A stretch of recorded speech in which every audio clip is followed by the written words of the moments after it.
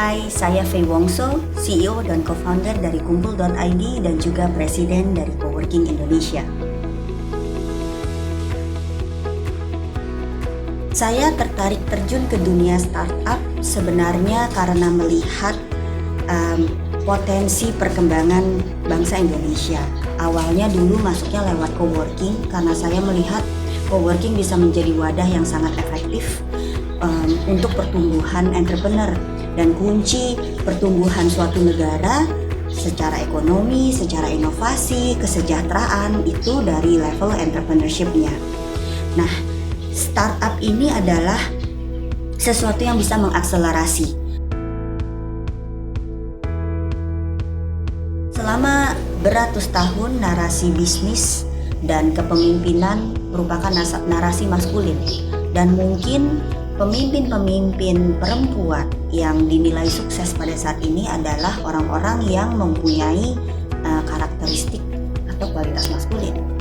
Nah, bagaimana kita juga bisa lebih setara, tidak melihat narasi atau karakter itu, tetapi lebih melihat sesuatu secara objektif dari segi kemampuan, keahlian, pencapaian. GDP negara kita, pendapatan negara kita kurang dari 10% itu hanya dikontribusikan oleh perempuan.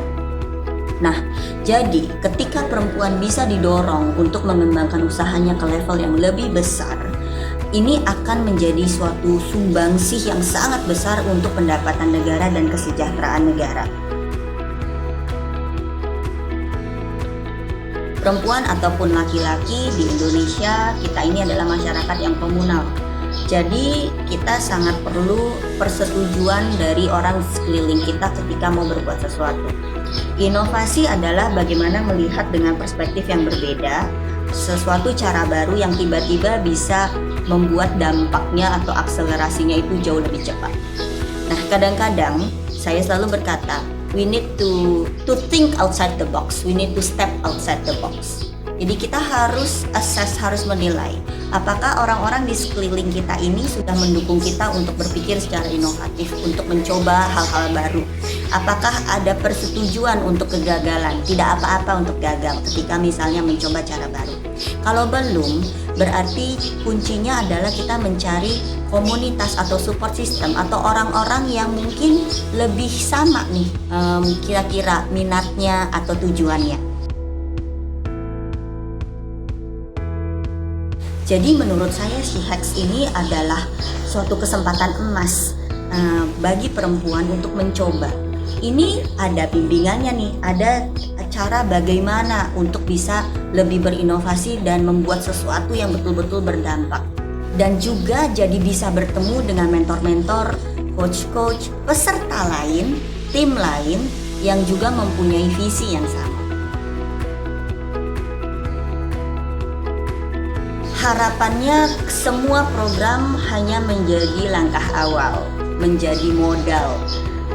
Harapannya setelah mengikuti SheHacks, perempuan Indonesia jadi tahu bagaimana untuk memulai, bagaimana untuk berjejaring, bagaimana mencari mentor yang tepat, bagaimana mengembangkan diri secara keahlian. Nah, hal-hal seperti ini adalah sesuatu yang berharga, karena ketika kita sudah tahu, kita nggak bisa tuh balik lagi ke sebelumnya gitu ya, kayak seperti sudah dibukakan matanya. Jadi harapannya sesudah mengikuti program SheHacks, apapun yang didapat dari program ini bisa dibawa dan dikembangkan dengan lebih besar lagi.